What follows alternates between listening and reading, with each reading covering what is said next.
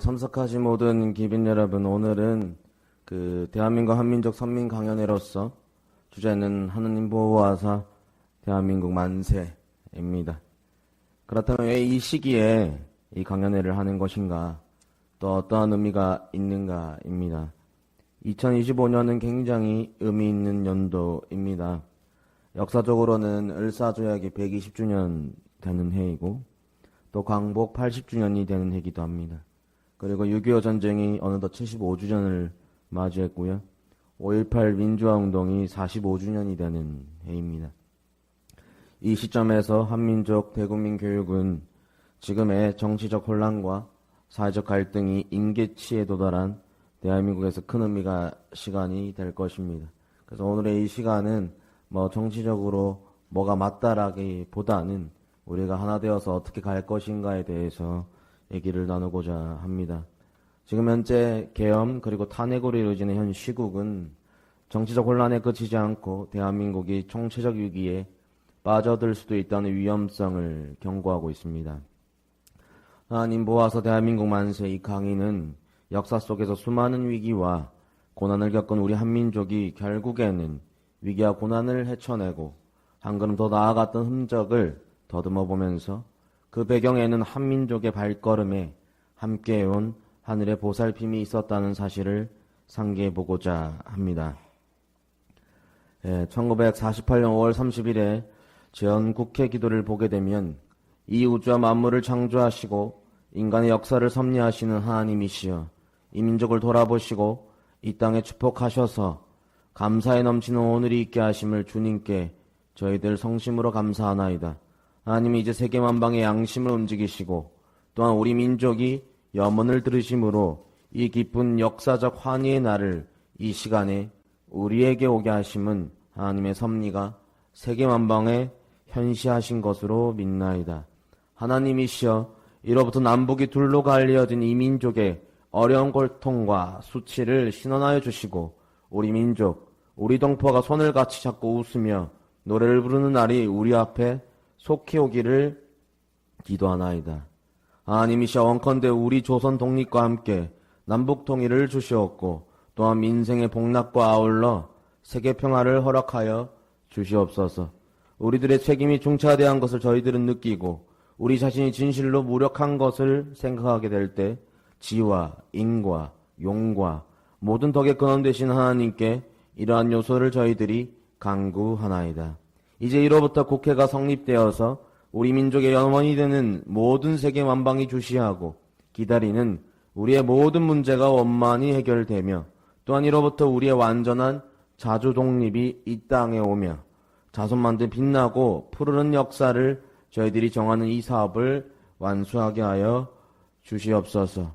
하나님, 양심의 정의와 위신을 가지고 이 업무를 완수하게 도와주시옵기를 기도하나이다.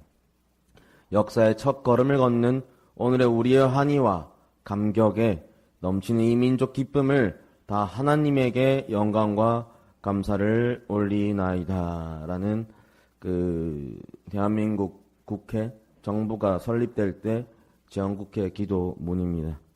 참석하신 모든 애국자 및 기빈 여러분, 우리는 대한민국을 세우며 하늘 앞에 간절히 올렸던 이 기도를 붙들고 하늘이 소망하셨던 하나님의 나라를 만들려고 했던 것이 바로 대한민국이며 그게 곧 우리의 정신이자 정체성임을 알 수 있습니다.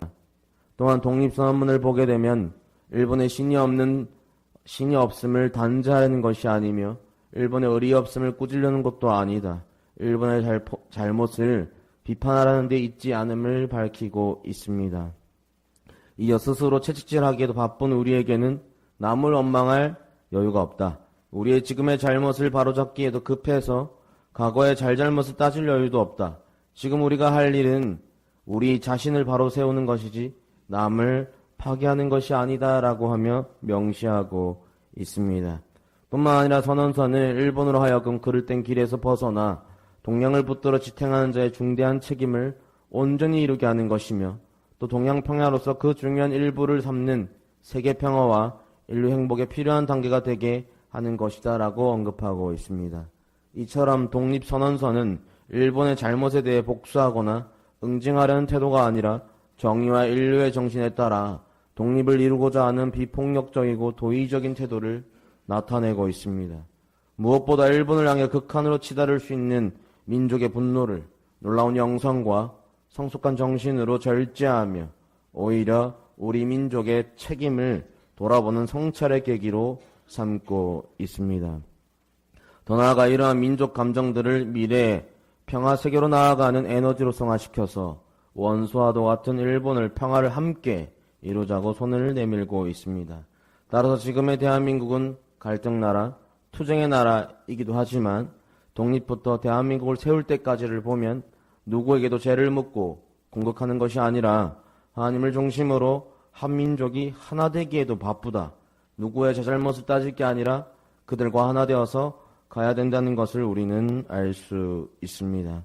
그런 관점에서 이제부터 12월 3일 비상계엄으로 촉발된 현재 전국에 대한 진단을 필두로 해서 궁극적으로 하늘의 보살핌으로 받아온 한민족이 담당해야 할 시대적 사명에 관해 말씀드리고자 합니다. 첫 번째 비상계엄과 그리고 계엄 해제입니다. 세부 목차는 다음과 같습니다.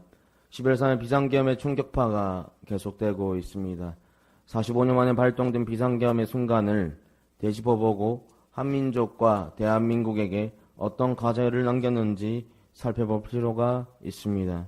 윤 대통령의 비상계엄 전 마지막으로 비상계엄령이 선포되었던 것은 1979년 10월 26일 박정희 당시 대통령이 김재규 전 중앙정보부장에 의해 피살되었던 시점입니다.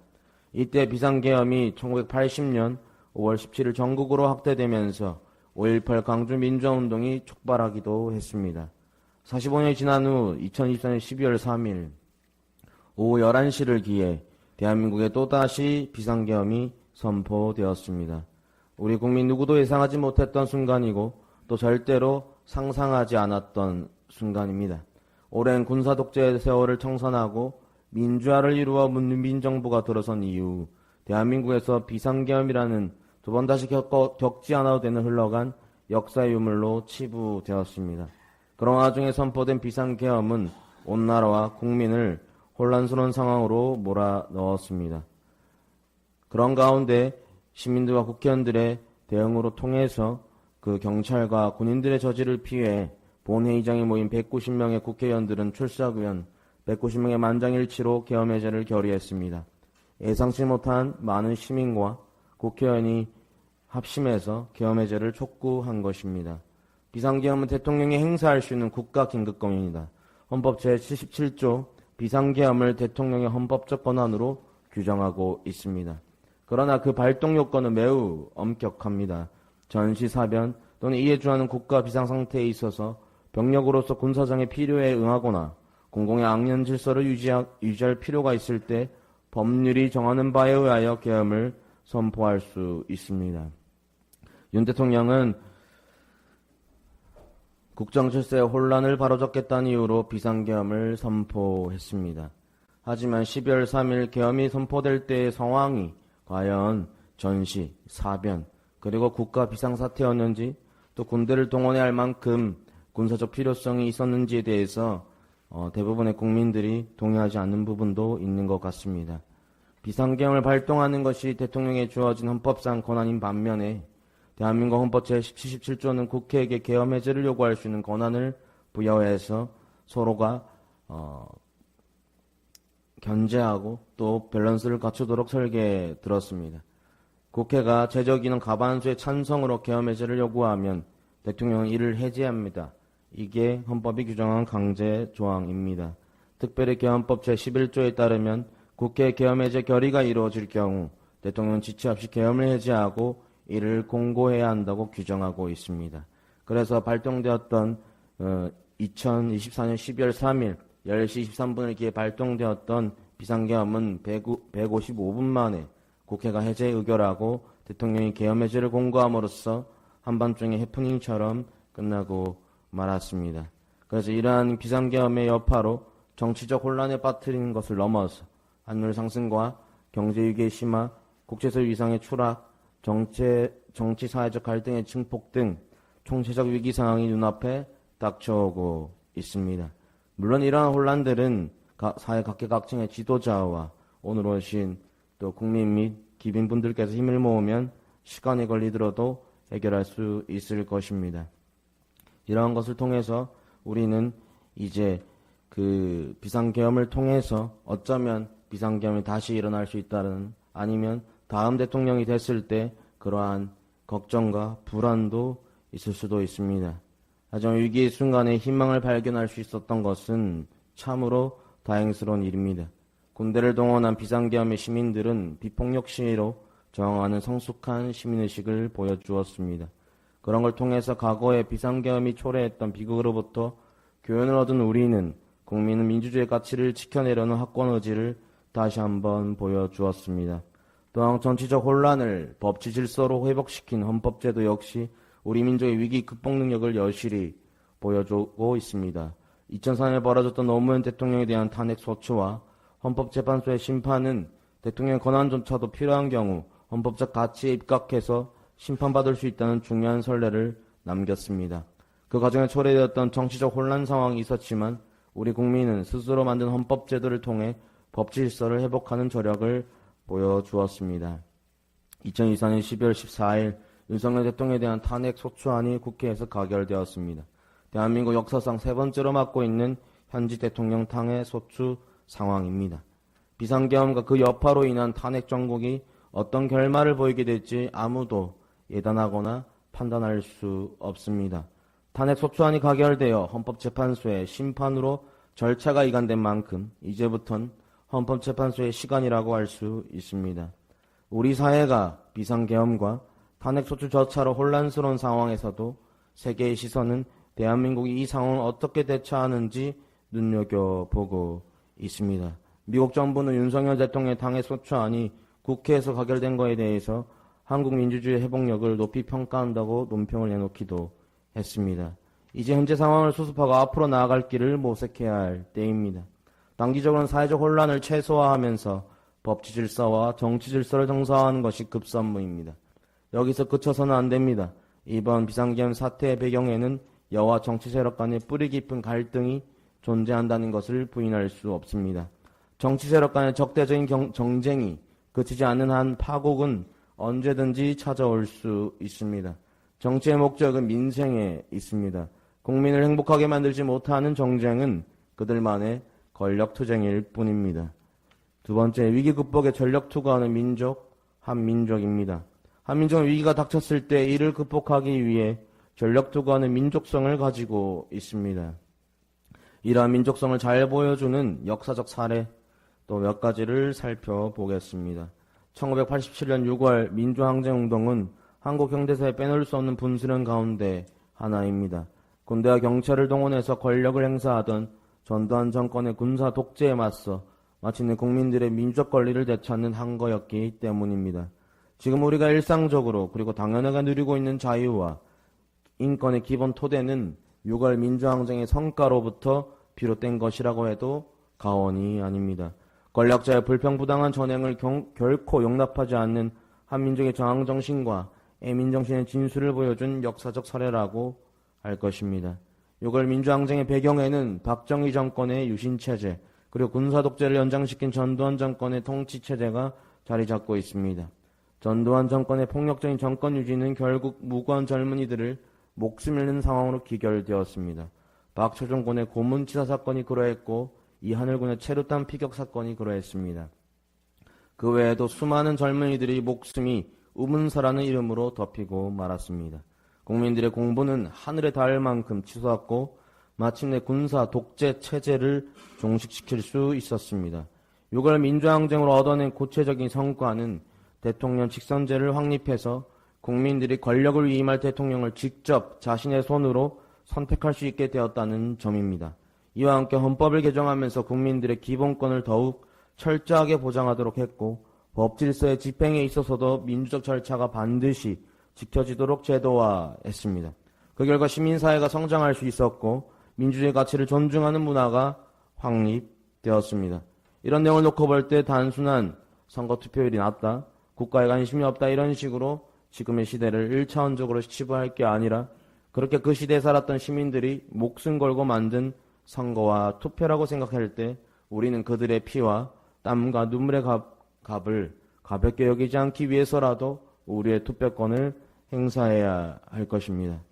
경제적 위기 극복에도 전력 투구했습니다. 우리 민족은 나라의 경제적 위기가 닥치면 자신의 호주머니를 털어서라도 나라의 곳간을 채우는 희생정신의 DNA를 가지고 있습니다. 일본이 한반도로 식민지를 만들기 위한 사원작업으로 차관을 제공해서 대한제국을 빚쟁이로 몰아갈 때 조선의 대중들은 국채보상운동을 전개해서 일본의 경제적 침략에 대항했습니다. 국채보상운동은 일본이 대한제국의 재정을 파탄내고 경제적으로 애속시키기 위해 국채를 남발하면서 대한제국의 자립경제와 민주 생존이 크게 위협받자 민중들 스스로 나라 빚을 갚고자 벌였던 운동입니다. 당시의 모금 장부에는 읍내에 거주하던 정씨 부인이 은가락지 한 쌍을 냈다라는 기록이 있습니다. 삶에 터져있는 나라에 대한 우리 민족의 책임의식을 보여주는 역사적 사례라고 할 수 있습니다. 국채보상운동은 우리 민족의 최초의 국민운동으로서 애국개몽운동의 중심적 위상을 차지했으며 이후 민족주의의 사상이 확산되는 데 크게 기여하는 전환점이 되었습니다. IMF 외환위기 때 벌어진 금모으기 운동은 국채보상운동의 현대판이라고 할 수 있습니다. 1997년 아시아 금융위기가 발생하면서 나라가 외채에 시달리자 우리 국민은 너나 할 것 없이 집안의 장롱과 서랍의 속에 간직하던 각종 금붙이를 들고 나왔습니다. 네, 저희 부모님도 제 돌반지를 기부했습니다. 네, 그래서 제가 97년도가 제가 7살 되던 해거든요. 그래서 돌반지가 있었던 것만 들었고요. 보지는 못했습니다. 아무튼 있었는데 없었고요. 아무튼 그렇게 각자가 국민들이 3, 3호 모여서 나라 빚을 갚는데 써달라는 기부 행렬이 은행과 자치센터 앞에 줄을 이었습니다. 이처럼 우리 민족은 나라가 위기에 처하면 전력을 다해서 위기상황을 돌파해내는 DNA와 전략을 가지고 있습니다. 1997년 IMF 위기는 기업들의 과도한 외화 차입으로 비롯된 것이었습니다. 이로 인해 외국 자본이 유출되고 환율이 급등하면서 기업이 도산되고 실업률이 급증하는 경제적 사회적 위기가 닥쳤습니다. 금모으기 운동은 이러한 위기 상황을 하루빨리 벗어나려는 우리 민족의 처절한 노력이었습니다. 금모으기 운동이 성공하면서 우리나라는 가장 빨리 IMF 구제 금융에서 벗어나고 외환 위기를 극복할 수 있었습니다. 금모으기 운동은 우리 민족이 가진 사회적 연대의 힘을 전 세계에 알리는 계기가 되기도 했습니다.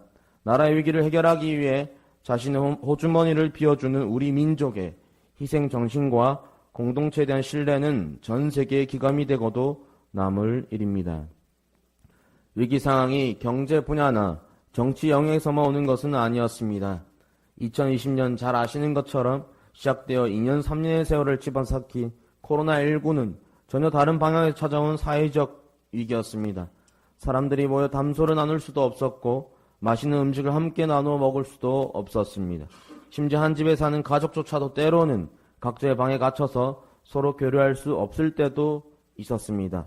장애업자들은 폐업으로 내몰렸고 마치 온 사회가 멈춰버린 듯한 시간이었습니다. 코로나19를 극복하기까지는 백신 접종을 비롯한 의학의 힘도 있었지만 방역 수칙을 철저하게 지켜낸 우리 국민의 인내와 협조가 큰 힘을 발휘했습니다. 의사와 간호사들은 환자가 있는 곳이라면 마다하지 않고 달려가서 의술을 베풀었습니다. 수많은 자원봉사자들의 노력도 함께 했습니다.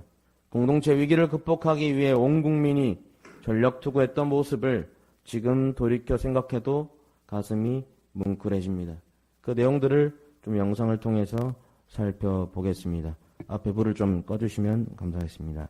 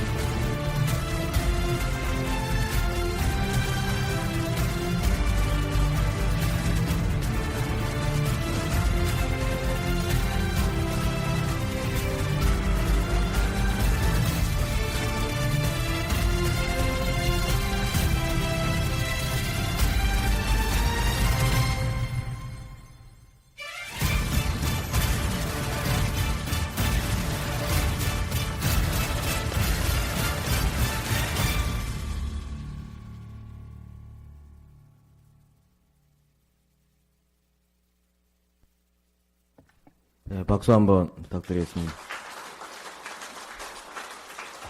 네, 모두가 대한민국 국민으로서 자부심을 가지고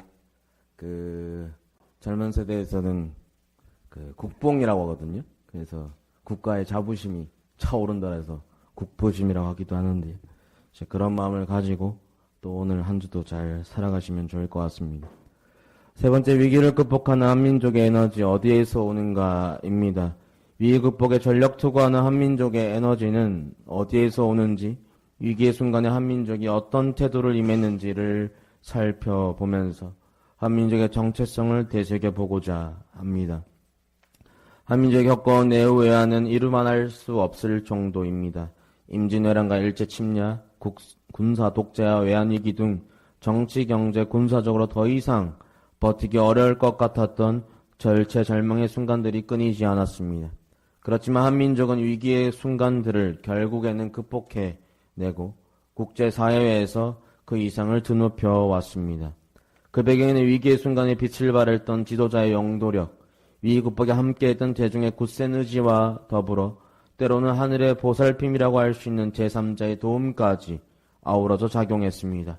임진왜란과 의병투쟁, 독립운동과 8.15 해방, 6.25 전쟁과 유엔연합군의 참전, 민주화 성취, 외환위기 극복이 그 증거들입니다. 국가의 위기 속에서는 영웅들과 의인들이 나타났습니다. 국가 지도자가 아니라 민초와 백성들이 일어나서 나라의 위기를 지켰습니다. 모든 선조들을 위해서 박수 한번 부탁드리겠습니다.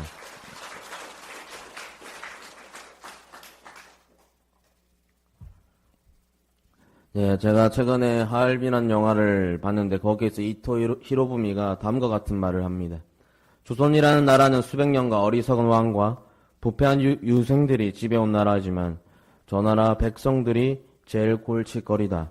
받은 것도 없으면서 국난이 있을 때마다 이상한 힘을 발휘한다고 하면서 지도자보다 더 강한 게 민초, 백성이라고 말하고 있습니다.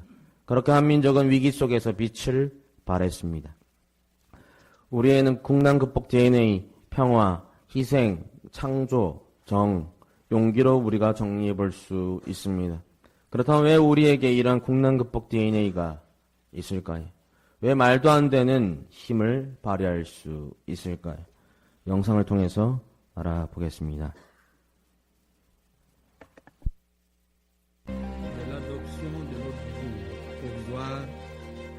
Lève la main.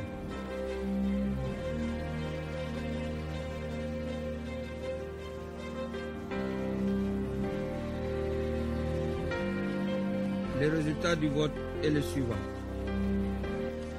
When we first came to the council 2 years ago, one of the first issues we tackled was the DPR case, missile and nuclear issues. Term on the council started and is ending with the North Korean issue. This must be just a coincidence.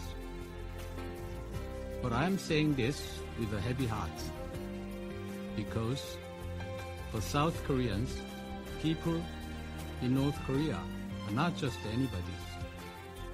Millions of South Koreans still have our family members and relatives living in the North. Even though we never hear from them, even though by now the pain of separation has become a cold fact of life. We know that they are there, just a few hundred kilometers away from where we live. We cannot read what is described in the COI report without it breaking our hearts, without feeling as if we are there with them experiencing the tragedies. We only hope that one day in the future, when we look back on what we did today, we will be able to say that we did the right thing for the people of North Korea, for the lives of every man and woman, boy and girl, who has the same human rights as the rest of us. Thank you. Je remercie le représentant de la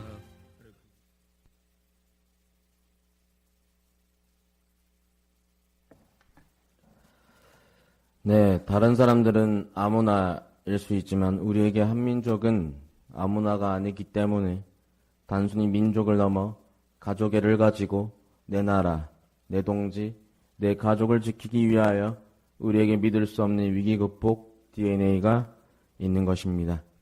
따라서 지금까지 국난 극복 DNA에 대해서 알기 쉽게 적인 몇 가지 사례를 알아봤습니다.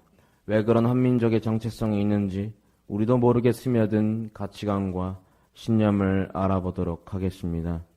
한민족은 한은 민족의 통합과 단결을 상징하며 한의 정서는 억울함과 슬픔을 희망과 변화로 승화시키는 에너지입니다. 이처럼 위기 극복을 위해 전력 투구하는 한민족의 정체성은 하늘로부터 부여받은 것이라고 할 수 있습니다. 한민족의 역사에 하늘의 보살핌이 함께한다는 우리 민족의 인식은 우리 애국가 가사에도 잘 드러나고 있습니다. 하나님이 보호하사 우리나라 만세, 대한사람 대한으로 길이 보존하세. 이처럼 우리 애국가는 노랫말은 하늘의 도움으로 우리 민족의 명맥이 이어져 왔다는 뜻을 분명히 하고 있습니다. 한민족의 민족의식에는 단군 신화의 천선사상이라는 독특한 세계관이 자리 잡고 있습니다. 천선사상이란 한민족 공동체는 하늘의 자손이 이 땅에 내려와 세운 나라이기에 우리 민족은 하늘의 축복을 받은 특별한 민족이라는 사상입니다. 이스라엘 선민사상과 매우 유사한 논리 구조를 가지고 있습니다. 하지만 수천 년 전에 이스라엘 선민사상을 접했을 리가 없는데 독자적으로 천선사상이라는 세계관을 정립했다는 사실이 놀라울 따름입니다. 천선으로서 한민족은 인류를 위해 자신이 담당해야 할 사명을 잘 알고 있습니다. 널리 사람을 이롭게 하라. 홍인인간의 뜻과 이치로서 세상을 다스린다는 제세이와의 이념은 우리 민족의 생존과 번영에만 매몰되지 않고 인류를 위해 봉사한다는 뜻을 분명하게 밝히고 있습니다. 한민족의 역사에 때때로 하늘의 도움이 함께했던 이유이기도 합니다. 한민족은 고대부터 평화를 사랑하는 백이민족으로서 외부의 위협에도 불구하고 민족적 정체성을 지켜왔습니다. 홍익인간과 제세이와의 이념을 전파하는 일도 결코 순리를 거스리지 않고 하늘의 뜻에 따르는 평화애호 사상에 기반해서 수행했습니다. 하늘은 또한 한민족으로 하여금 어려움도 거뜬히 극복할 수 있는 신명의 문화를 누리도록 하셨습니다. 신명은 인간이 하늘과 연결되어 신성한 기운을 받으며 내면의 에너지가 최고조로 발현된 상태를 말합니다. 따라서 신명은 한민족의 고난을 견뎌내고 시련을 극복하는 데 훌륭한 에너지원으로 작용해 왔습니다. 그렇지만 한민족이 천손이라는 의식을 가지고 있다고 해서 하늘이 도움에 아무 때나 함께하는 것이 아닙니다. 진인사 대천명이라고 했습니다. 사람이 해야 할 도리를 다한 후에 하늘의 보살핌을 기대하는 것이 마땅한 순리입니다. 일제로부터 해방을 도운 제2차 세계대전 연합군의 승리, 북한의 남침을 물리친 유엔 연합군의 지원은 위기 극복을 위해 전력 투구하는 한민족의 역사에 하늘의 도움이 함께했던 역사적 증거라고 할 수 있습니다. 1919년 3.1운동은 국권을 빼앗긴 한민족이 하늘이 보호하시는 민족이라는 자부심을 가지고 일제 침략과 압제에 저항한 비폭력 만세운동이었습니다.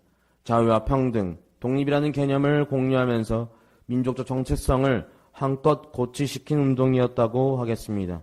1945년 8월 15일 민족해방은 제2차 세계대전에서 승리한 연합군의 후광을 등에 업고 얻은 독립이었습니다. 얼핏 생각하면 마치 외부의 힘에 의해 주어진 해방처럼 보이지만 우리 민족의 지난 한 독립 한정에 뒤따른 결과라는 사실을 우리는 이미 앞에서 3.1운동 사례를 통해 확인했습니다.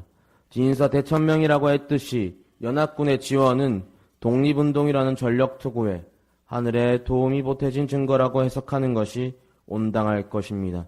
한민족의 위기에 하늘의 도움이 함께한 한국 현대사의 사례는 또 있습니다. 1950년 6.25 전쟁 직전에 대한민국의 미국 방어선에서 제외되었습니다. 1950년 1월 12일 미국 국무장관 딘 애치슨이 발표한 미국의 동북아시아에 대한 극동방위선에는 한반도와 대만이 포함되지 않았습니다. 이와 같은 애치슨 선언이 북한의 남친 의지를 부추겼다는 사실을 이미 잘 알려진 바와 같습니다. 이제 막 신생정부를 수립한 대한민국의 처지에서 막다뜨린 북한의 남침은 나라와 민족을 품정등하의 위기에 빠뜨렸습니다. 이러한 상황에서 구세주처럼 등장한 것이 유엔 연합군의 파병이었습니다. 유엔 안보리가 북한의 남침을 저지하기 위해 유엔 연합군 파병을 결정한 것입니다. 북한 남침의 배후에는 소련과 승인의 지원이 있었습니다. 유엔 안보리 의사결정 구조상 안보리 상임인 이사국인 소련이 반대하면 유엔 병합군은 파병이 불가능한 상황이었습니다.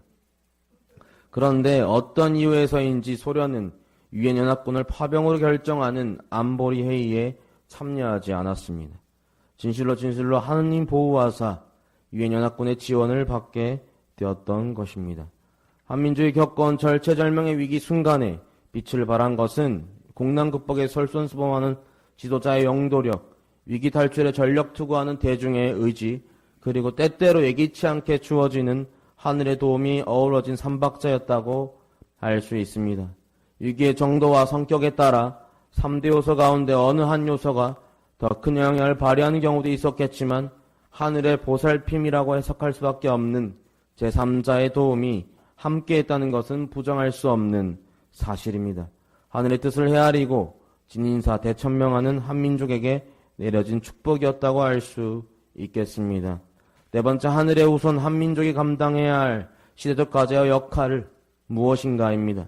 한민족이 걸어온 역사적 발자취에 하늘의 보살핌이 함께했다는 사실을 인식한다면 하늘의 후손으로서 마땅히 감당해야 할 인류에 대한 책무가 뒤따르는 것도 분명히 자각해야 합니다.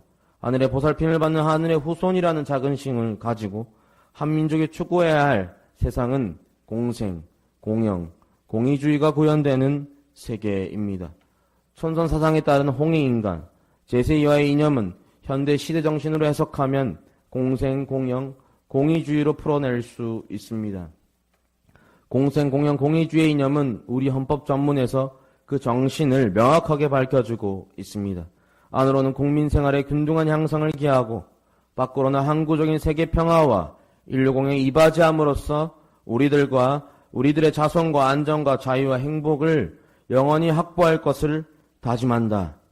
공생, 공영, 공의주의 이념을 전파하고 이에 입각한 활동을 전개하는 것은 바로 헌법 정신을 실천한 것과 다름없습니다. 항구적 평화세계 구현, 신통일 한국을 추구하는 것은 그 구체적인 실천 방향이며 이를 위해 국제평화연대를 조직하는 일 또한 반드시 필요한 과제입니다. 인류를 위해 항구적 평화세계를 구현하는 데 가장 큰 걸림돌은 공산주의 이념의 확산과 공산체제의 존재였습니다. 공산주의를 근절하고 민주세계를 결집하기 위해서는 단순한 반대 논리, 반공을 넘어 공산주의를 극복할 수 있는 승공의 이념이 필요했습니다.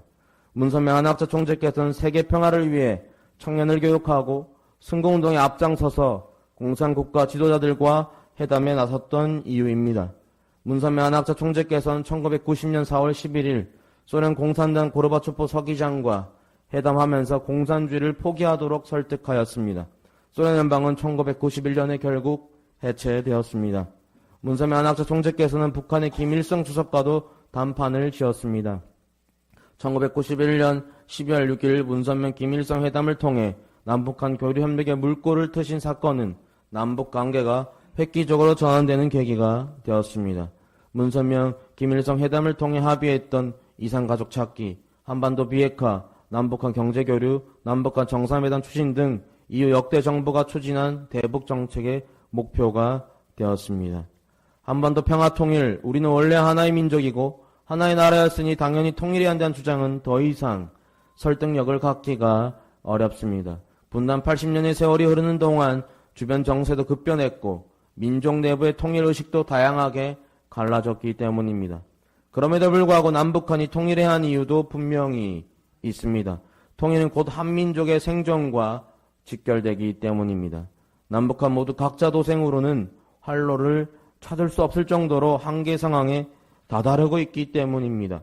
북한의 세습 전제 정권은 대를 거듭할수록 그 전통성이 약해지고 있습니다. 최근에 10대 초반의 어린아이를 후계자로 지목하려는 움직임까지 나타나고 있습니다. 북한의 김씨 세습 정권이 앞으로 얼마나 지속될 수 있을지 모두 의심스러워하는 상황입니다. 정권의 정통성 문제에 더해 북한 주민 경제가 피폐해진 상황도 북한 체제의 지속 가능성을 약화시키는 요인입니다.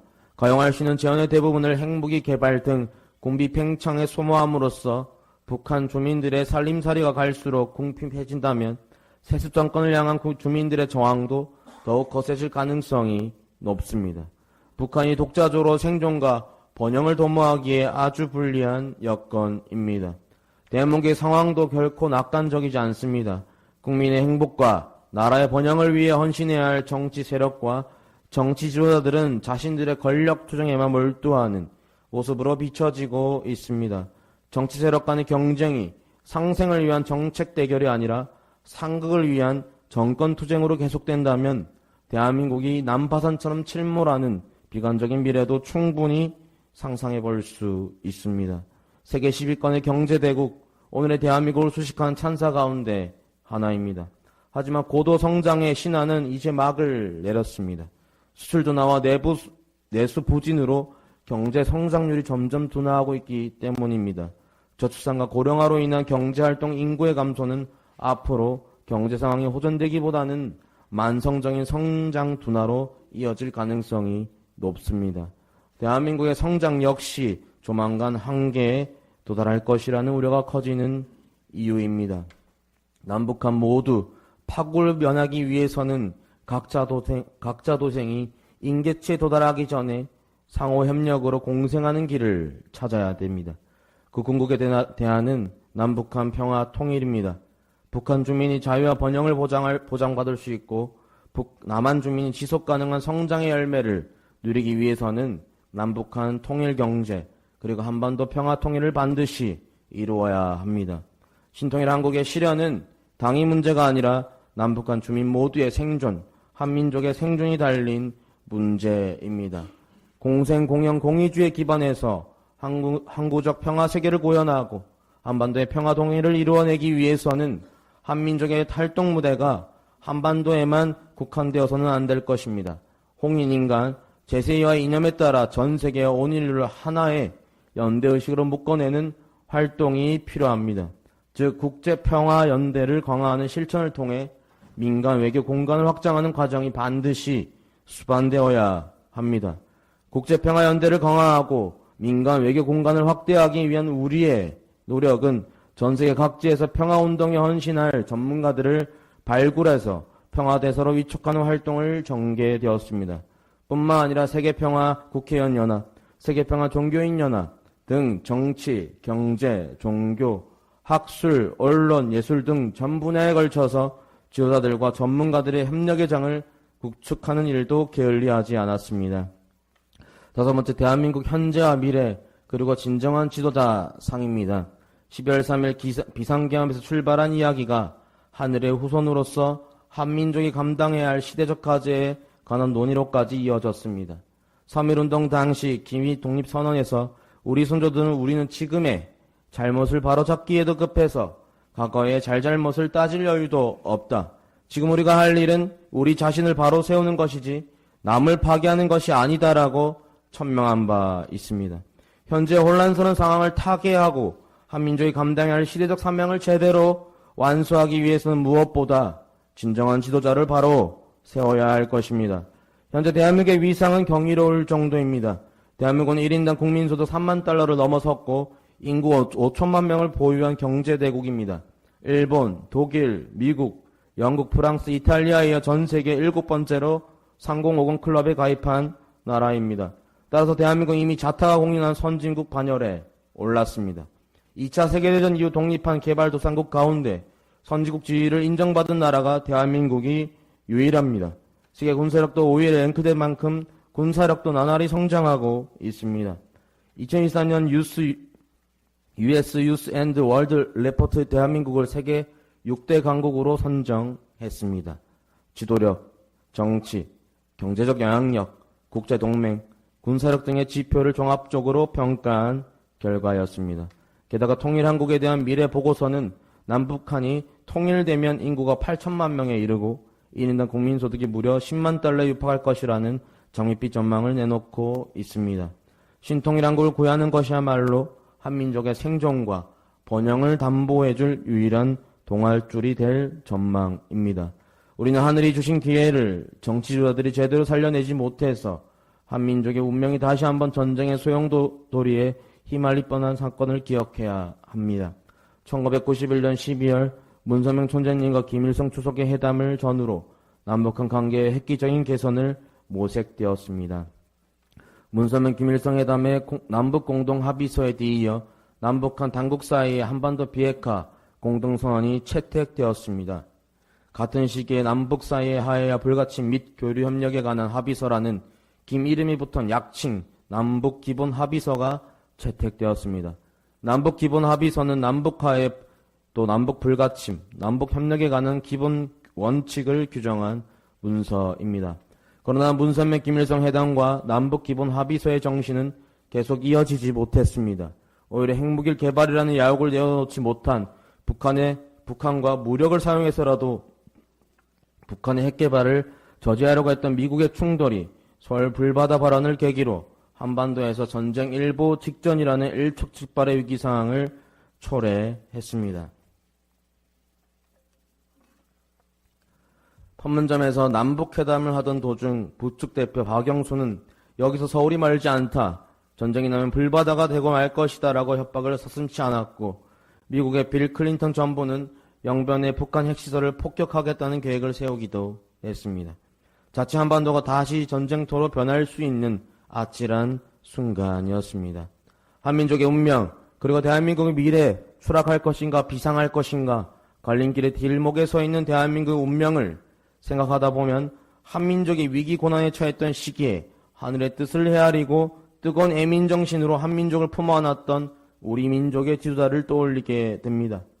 임진왜란 위기에서 조선을 구했던 이순신 장군, 문맹으로 고통받는 백성을 위해서 한글을 창제하신 세종대왕, 빼앗긴 국권을 되찾고자 분연히 일어섰던 기립독립선언서의 민족 지도자 33인 대표자를 비롯하여 유관순 열사까지 모두 한민족의 역사에 우뚝 섰던 지도자의 표상입니다. 지금 이 시기 우리에게 어떤 지도자가 필요하겠습니까? 개헌과 탄핵으로 어수선한 정치적 사회적 혼란을 극복하고 한민족을 미래에 책임질 지도자는 최소한 다음과 같은 덕목을 갖춰야 할 것입니다.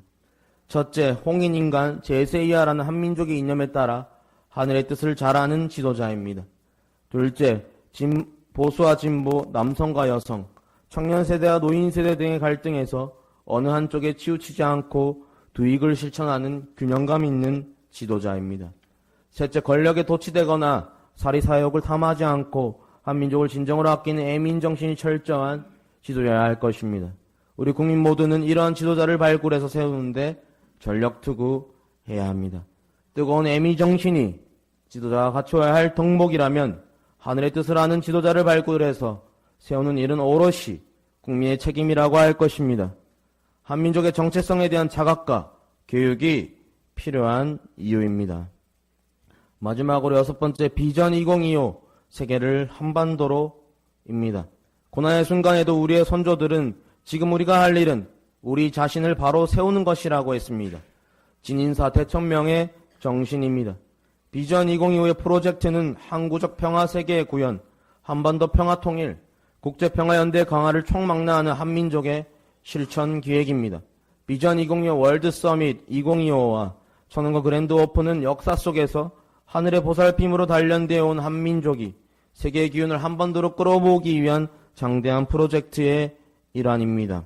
21세기 신냉전 시대가 도래하면서 동북아 안보 경제 구도가 점점 악화되고 있습니다. 최근에는 북한과 러시아의 군사적 밀착이 확인되면서 안보 불안을 더욱 가중시키고 있습니다. 이런 상황에서 하나학자 총재님께서는 2019년 10월 6일 나고야 대회에서 평화 세계를 위해 등불을 밝힐 아시아 태평양 유니온의 필요성을 강조하셨습니다. 캄보디아 훈센 수상은 한학자 총재님의 뜻을 적극적으로 이어받아 세계평화 헌장에 그 정신을 반영하기도 했습니다. UPF는 세계평화 국회의원 연합의 자격으로 캄보디아 정부 그리고 국제 간용과 평화를 위한 의회와 함께 세계평화 헌장의 공동 창설자로 참여함으로써 2025 월드 서밋을 통해 아시아 태평양 연합 포럼과 아시아 태평양 연합 국회의장 회의가 출범할 수 있는 토대를 마련했습니다. 월드서밋 2025는 이런 활동들의 총합이라고 할 수 있습니다. 세계 각국의 전현직 대통령과 총리, 중미국 회의장, 연합 등 전현직 국회의장, 그리고 수십 명의 국회의원 및 20명의 G7 장관들이 한자리에 모일 예정입니다. 무엇보다 뜻깊은 바는 국내의 정치적 혼란으로 인해 대한민국의 외교적 위상이 추락한 상황에서 민간 차원의 정부가 담당해야 할 외교 무대를 열어 민간 외교 역량을 최대치로 보여주는 기회가 될 것이라는 점입니다. 원패밀리 언더가 하나님 중심한 인류 한 가족의 궁극적 가치는 한민족의 정체성으로 내재되어 있는 홍인인간, 제세 이하의 이념이 구현된 이화 세계와 다를 바 없습니다. 2025에는 월드서밋 2025와 때맞춰 공개하는 천운권 그랜드 오픈은 하늘 아래 한 가족이라는 이념 아래 한민족과 전인류를 위한 평화의 전당으로서 그 역할을 다하겠다고 만천하에 공표하는 자리가 될 것으로 확신합니다. 사랑하는 참석하신 기빈 여러분, 우리나라는 믿을 수 없는 전 세계가 특이한 민족성이 있다고 하는 나라라고 합니다. 국가가 위기 속에서 누구보다 앞장서서 외치고 나라를 보호하는 사람이 백성인 경우가 없다고 합니다. 그만큼 우리나라는 한민족이라는 가족애를 가지고 그 중심에 하늘이 보호하사 대한민국이라는 고호로 여기까지 왔습니다. 역사적 사실을 봐서라도 대한민국의 백성들은 국가가 어려운 시기에 국난을 극복하기 위하여 빛도 이름도 없는 이 작은 백성들이 용기 있게 나라를 위하여 피와 땀과 눈물을 흘렸습니다. 우리가 비록 평화로운 시기에는 다들 천진난만하고 세상에 관심 없이 살아가는 것 같지만 국가가 어려운 시기에는 반드시 그 한민족 DNA, 즉 국난 극복 DNA 발휘가 되어 이 어려운 시기를 헤쳐나갈 것입니다. 그 영혼과 의인이 오늘 오신 기빈분들이 되시면 좋겠습니다. 동의하신다면 박수 한번 부탁드리겠습니다.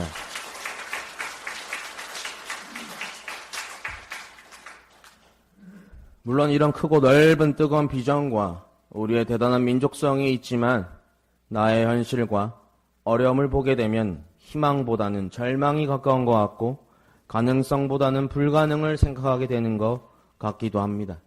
그래서 자신감보다는 불안함과 두려움이 몰려오는 나의 모습도 발견하게 됩니다. 하지만 대한민국의 조상들은 이렇게 답변할 것입니다. 안중근 의사는 독립운동가 중에서 변절자가 생겨 수많은 독립운동가가 위기를 맞고 죽음을 맞이하게 됩니다. 결국 나중에 그 변절자가 누구인지 알게 되는데요.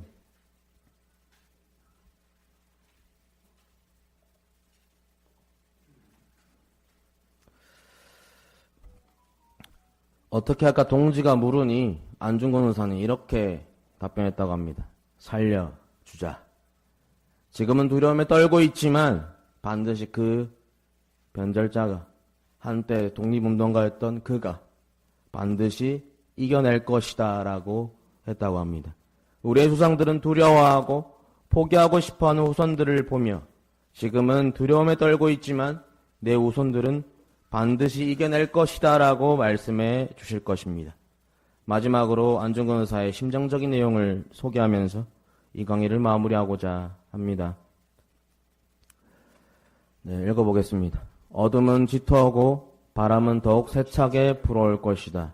불을 밝혀야 한다. 사람을 모아야 한다. 사람들이 모이면 우리는 불을 들고 함께 어둠 속을 걸어갈 것이다. 기어이 앞에 나가고 뒤에 나가고 급히 나가고 더디 나가고 어떠한 역경이 닥치더라도 절대 멈춰서는 아니 된다. 오늘이 안 되면 내일을 도모하고 내일이 안 되면 그 다음 10년이 걸리든 100년이 걸리든 우리는 앞으로 나아가야 한다. 이러한 심정으로 우리의 조상들이 나의 가족과 우리 나라를 위해서 어떤 어려움 속에도 포기하지 않고 피와 땀과 눈물을 흘렸던 것처럼 우리도 앞에 가고 뒤에 가고 급히 가고 늦게 가더라도 절대로 멈추지 않고 안 되면 내일을 도모하고 안 되면 그 다음 내일, 그것도 안 되면 10년이 걸리든 100년이 걸리더라도 반드시 대한민국을 위기에 벗어나게 하겠다는 심정으로 우리 하루하루를 살아가면 좋겠습니다. 우리는 그러한 한민족의 정체성과 국난 극복 DNA를 가지고 피 끓는 선민의 심정으로 살아갑시다. 반드시 하나님 보호하사 대한민국 만세라고 외칠 수 있는 이 시간 되면 좋겠습니다. 마지막으로 다 함께 외쳐보겠습니다. 제가 선창으로 하나님 보호하사 라고 하면 참석하신 모든 분들께서 대한민국 만세 크게 외치시면 좋겠습니다. 네, 실전에 들어가기 전에 연습 한번 해보겠습니다. 하겠습니다. 하나님 보호하사 대한민국 만세! 네, 이제 진짜 시작합니다. 네, 하겠습니다. 하나님 보호하사 대한민국 만세! 네, 감사합니다.